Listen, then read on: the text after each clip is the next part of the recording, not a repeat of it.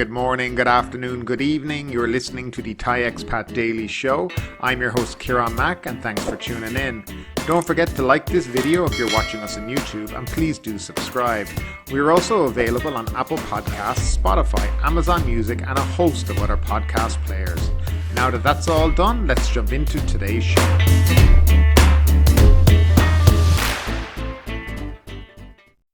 So before we start today's show, I just want to let people know that I will be putting a video out on the Thailand Pass and everything to do with the Thailand Pass. Hopefully today, with it being the first day of the reopening and the Thailand Pass website opening up, they will have all the rules down and we'll be able to put together a definitive guide. Once I go through that whole process, I'm going to go to the website and I will go through that website with you so you can see what it's like, kind of understand what you'll need to do when you get on it. And also then I will do a question and answers at the very end of that video. So if you have any questions, leave them down in the comment section, or you can go to the link for the contact page that will be in the description of this video and you can send me a direct message there and I will try to address it during the show. Now the show will either be out later today or tomorrow, Tuesday morning. So keep an eye out for that. I think a lot of people are still quite interested in the rules and regulations and what's been actually confirmed and then about the website itself. So that'll be coming out either later today or tomorrow. And let's move on to the first story of the day. Thailand logged 47 new COVID-19 fatalities and 8,859 new cases during the previous 24 hours, the Public Health Ministry announced on Sunday morning. On Saturday, 8,253 COVID-19 patients were discharged from hospitals after recovering from the coronavirus. Samut Prakan and Chonburi overtook Bangkok as the provinces with the most fatalities at 6 and 5 respectively, while the capital registered only 3 according to data from the CCSA released on Sunday afternoon.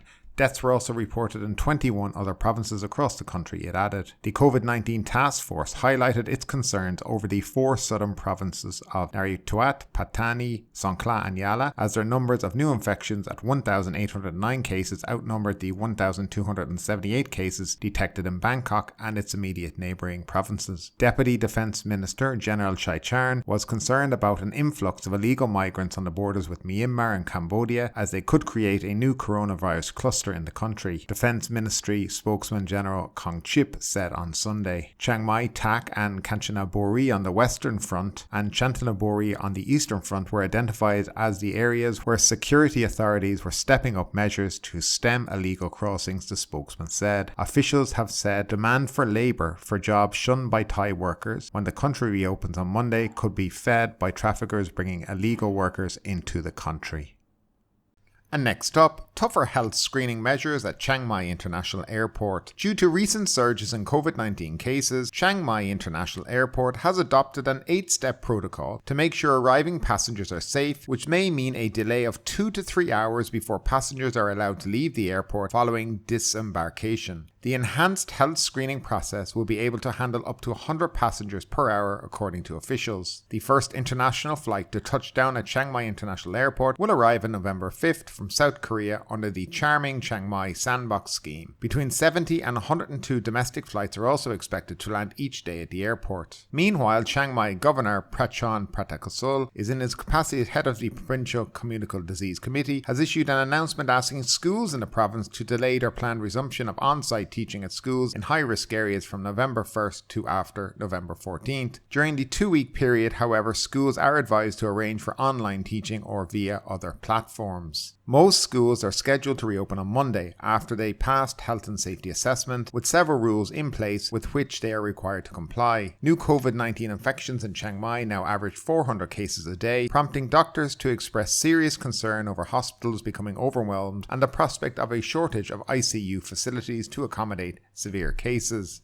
Now, I'm not quite sure what Chiang Mai are doing at the airport that will keep people after they get off their flight from getting to the front door and cause them to take 2 to 3 hours for this process. It sounds absolutely ridiculous and certainly isn't a way to be welcoming international tourists. Let's hope some common sense is found and this kind of nonsense is done away with. It would also be great that for this reopening that all these different airports that are accepting people would work under the same rules, and then that would help passengers understand the steps that they have to do when they get there. But it seems that every airport is just implementing whatever it wants. There seems to be no guidance from government in relation to this. And to be honest with you, I just don't understand how it can be this way. But I do understand, because we all know this is how the government here work at times. But surely with something that is as big as reopening the country, that they would have streamlined each airport be following the same rules. But not in this case, I think.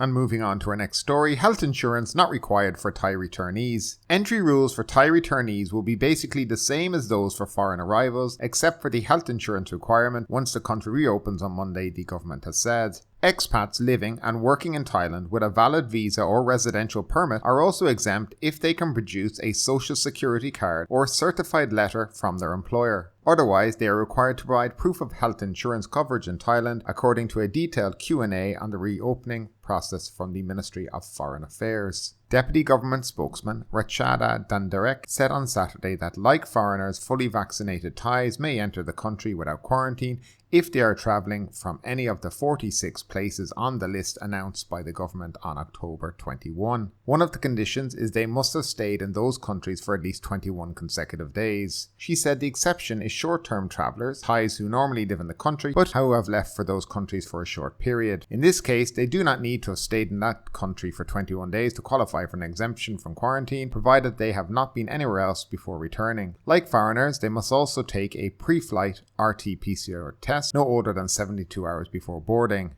They are also required to reserve and pay for accommodation overnight at an SHA Plus hotel or alternative quarantine facility and stay there for one night while they're waiting for the COVID test results. If the results are negative, they are free to go everywhere in Thailand. Unlike foreigners, Thais are not required to have health insurance for coverage of at least $50,000 since they are already covered by universal healthcare. For fully vaccinated returnees who do not come from the 46 places or have not stayed in any of them for 21 consecutive days, the sandbox rules will apply. They will have to book and pay for rooms at SHA Plus hotels for 7 days. They will be tested first on arrival and then on day 6 or 7. After 7 days, they can go to other areas. For Thais who have not been vaccinated or are not vaccinated in full, they will have to be quarantined for 10 days if they arrive by plane and 14 days at predefined facilities if they come by car. So there's some rules for Thai nationals and also for foreigners who live in Thailand who may go home maybe for a couple of weeks and want to come back again. If you work here, you can use your SSO card, or if you have your own insurance here in Thailand, as long as it meets the requirements, you can use that to come back. So yeah, just making it just a little bit easier for expats maybe to leave the country and come back, which is a good thing at the end of the day. So, I mean, we have to say again, this is the Ministry for Foreign Affairs who's taken care of all of this, who, as I have said before, have been the shining light within the Thai government over the last year or so. And next up, Suvarnabhumi Airport to welcome 30,000 passengers on Monday. The Airports of Thailand says its 6 international airports are ready to welcome passengers as it expects 30,000 passengers to arrive at Suvarnabhumi Airport on Monday, the day of the country's reopening to foreign tourists. The AOT manages Suvarnabhumi, Don Muang, Phuket, Chiang Mai, Mae Pha Luang Chiang Mai and Pattaya international airports. AOT President Nitinai says new tech equipment has been procured for all 6 airports to adjust to the new normal. All airport personnel have also received booster shots to improve immunity amongst the coronavirus. All agencies, such as the Airport Quarantine Office, Immigration and Customs, have prepared drills to combat the virus at checkpoints, he says. He says air traffic data shows Suvarnabhumi Airport will facilitate about 440 commercial flights, 230 domestic and 110 international and 100 cargo flights on Monday. He said it has been estimated that those flights will take up only 30% of the airport's capacity, noting there will be about 30,000 passengers at the airport, including 7,000 from international flights. Mr. Nitinai says the AOT has procured 196 common-use self-service kiosks to help passengers check in and check 42 common-use bag drops. He says the kiosks will help passengers check in 6 to 12 hours before departure via the airline app, noting the kiosks will display a virtual seat map so passengers can choose where they want to sit in advance. Afterwards, passengers can use the CUBD for their baggage, Mr. Yitanai said. In addition, the AOT also planned to bring passengers from the main terminal building to a newly opened SAT-1 building, which could increase the airport's capacity to accommodate more than 30 million passengers per year, he says. So a little bit misleading now there by saying there's going to be 30,000, which makes it sound like there's 30,000 international arrivals coming, but actually no, they're guessing about 7,000 are going to come on Monday, and that's throughout all 6 airports. but I know Chiang Mai doesn't have anybody arriving until November 5th. So you'll have probably Phuket. I doubt you'll have any coming to Hat too. So you'll have Phuket, Bangkok, both airports in Bangkok, and I'd say there will be the main hub of flights on Monday. It'll be interesting to see how they will do in relation to handling all these people when they do arrive, because they haven't handled any people really for close to, a year and 9 months. Now, just a couple of things. They've actually increased the number of countries that were on the list from 46 to 63, and I note that India has been added to that list, but Russia still are not on it. The procedures at the different airports are not the same, just to let people know. So for example, in Bangkok, you must book your hotel package. That will include the RT-PCR test. However, I've heard in Phuket that you don't have to do that. You only have to show an SHA plus hotel, because you will be charged at the airport in Phuket when you arrive, and the price I think is 2,400 baht. That includes your PCR test, and then they'll give you that ATK test kit that you need to use in day 6 or 7. But they're going to sell it at the airport. They'll charge you at the airport. So that's just another piece of information. Now, on transfers, and especially in Phuket, I'm not 100% sure what's going on in Bangkok, but during the sandbox, you didn't have to get your transfer from the hotel, by the way. You just had to book an SHA plus transfer. So as far as I know right now, that's still the case. So you don't have to get it from them. You just have to make sure it's SHA plus certified. And that's the main thing. Now that's for Phuket anyway, but they seem to be doing their own thing down there. And I don't know how that's going to play into the fact that according to the rules, you're meant to upload a code to verify you've paid for your first night hotel and PCR test, but they're going to charge you for the test when you get there. So who knows how that's going to work out. If I get more details on it, I certainly will let you guys know. I am planning on Monday or Tuesday to do a whole video on the Thailand Pass. Hopefully by then, all the rules will be set and we'll be able to go through everything and give you the absolute clear and final information for it. And then we'll open up the Thailand Pass website and we'll see what it looks like, and we'll see whether or not it's difficult to fill out, and we'll try to upload some documents and see how that works out for you guys too. So we'll get back to all that on Monday or Tuesday. And if you have any questions in relation to the Thailand Pass or coming to Thailand, just leave your questions down below in the comment section, or you can visit the website www.ThaiExpatDailyShow.com and you can email me directly from there, and I'll try to address those questions during that video in relation to the Thailand Pass.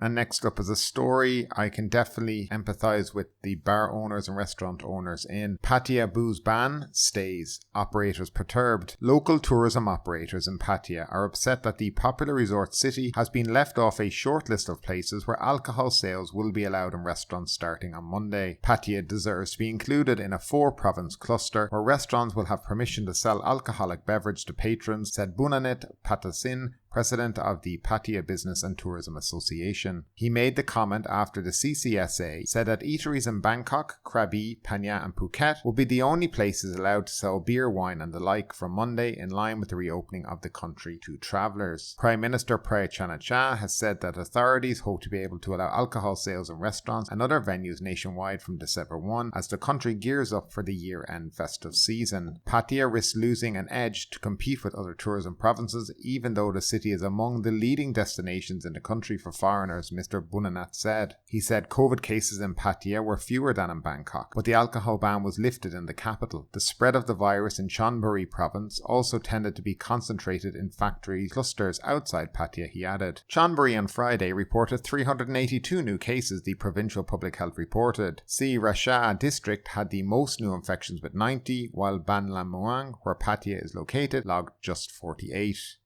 And that leads us into the story of tonight in relation to Bangkok City Hall. Alcohol in restaurants only allowed until 9 p.m. Bangkok restaurants that want to serve alcohol must be SHA certified and service must end by 9 p.m, City Hall said on Saturday as it detailed regulations for the lifting of many COVID restrictions starting on Monday. Many other types of businesses, including gyms and cinemas, with certain conditions, will be allowed to resume as the capital prepares to welcome international tourists. However, entertainment venues, pubs, bars and karaoke shops still will remain closed. The Communicable Disease Control Committee of the Bangkok Metropolitan Administration announced the new rules rules a day after the central government designated Bangkok, Krabi, Pattaya and Phuket as tourist-oriented blue zones as part of the Tourism and Economic Revival Plan. Disease control officials stressed that businesses allowed to open or conduct some activities must continue to abide strictly by universal COVID prevention guidelines and must have COVID-free settings. The ease restrictions will be in effect from November 1 to 30th, but authorities reserve the right to make changes as needed. Officials advised restaurants that want to serve alcohol to improve their venues in line with the new normal conditions brought about by the pandemic as a way to boost the confidence of customers, including tourists. Businesses that can resume operation and conditions are nurseries, child development centres and special needs child centres, care centres for the elderly. Restaurants, eateries can open normally, but alcoholic drinks are only allowed at shops that meet the SHA standards set by the Tourism Authority of Thailand, and consumption must not extend beyond 9 p.m.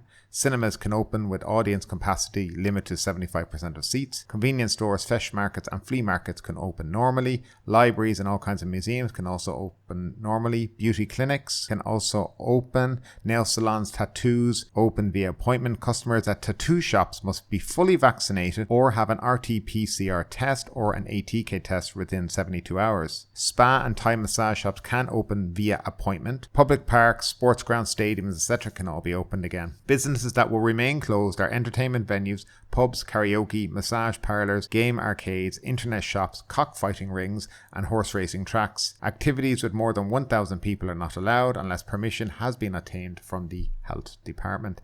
They can serve alcohol until 9 o'clock at night in the restaurant. It's really, they just can't seem to, just push it, make it midnight, 9 p.m. Because as we all know, COVID likes to come out after 9 o'clock. It's his favourite time to hit the town. So we need to make sure the alcohol is gone by 9 because the COVID will be out at that time. Have you ever heard of anything so stupid in all your time? This kind of stuff is just, it's not based on any science. It's just based on the mood of a person at the same time who thinks he knows what he's really talking about. I don't know. I don't really know what I'm talking about too in relation to it, but I've never seen any evidence that drinking alcohol at 8 o'clock versus drinking alcohol at 10 o'clock will affect you getting COVID or not. I just have never seen the science behind that. So that's why I would question it. But look, tourists are coming back. I think you need to open up everything. I think if you've decided you're going to accept international tourism and you've made all these different zones, you've made the effort of getting everybody vaccinated, why not open everything as normal? That's what a tourist area is. People will be frustrated when they come to a place that's half shut down by 9 o'clock at night. And that's just my opinion on it. I think a lot of the people we'll see coming will be still people with families in Thailand who haven't wanted to do the sandbox. I think we'll see quite a few of those kind of people who, want to come home, see their wife, their girlfriend, their children, whoever it may be. Now, what are your thoughts on all this, guys? Do you think this whole thing with restaurants is just silly nonsense being played by the government and the Bangkok Metropolitan Administration? Do you see it as a good thing or a bad thing? I mean, the whole reopening, how do you feel about it? Do you see it as a positive step right now? Do you see it as, something that's still too slow that they need to jump to the next level? I'd love to know your opinions down below in the comment section. And next up, the Phuket Daily News. Yesterday we had 1,004 international arrivals at Phuket International Airport. They arrived on 8 international flights, 2 Thai Airways, 1 Qatar, 1 Emirates, 1 Etihad, 1 Scoot and 2 Singapore Airlines. And now for some Phuket news headlines. Phuket small business operators call for SHA Plus to be cancelled. A group of local small hotel owners, transport drivers and small tour operators rallied in Phuket town yesterday, calling for the government to cancel its requirement for tourists to stay only at SHA Plus hotels on entering the country. Diver drowns while spearfishing at Layan Beach. A local diver drowned while he was spearfishing at Layan Beach in Kamala yesterday. Expedite efforts to give people jobs, Phuket governor says. The governor of Phuket, Narong Wonsi, has urged local authorities to expedite the ongoing recruitment campaign to help fight unemployment and provide local people with a source of income. Phuket pubs, bars to remain closed, but alcohol in restaurants may be sold until 11 p.m. In line with directives issued from Bangkok, all pubs, bars and entertainment venues are to remain closed until at least November 15 under a new order issued by the Phuket governor Narong Wonsi. And finally, direct Phuket flights from Kazakhstan resume. The first regular scheduled flight service from Kazakhstan to resume since the COVID-19 tourism shutdown was brought into effect last year, landed in Phuket this morning, bringing 165 tourists entering the country under the Phuket Sandbox scheme.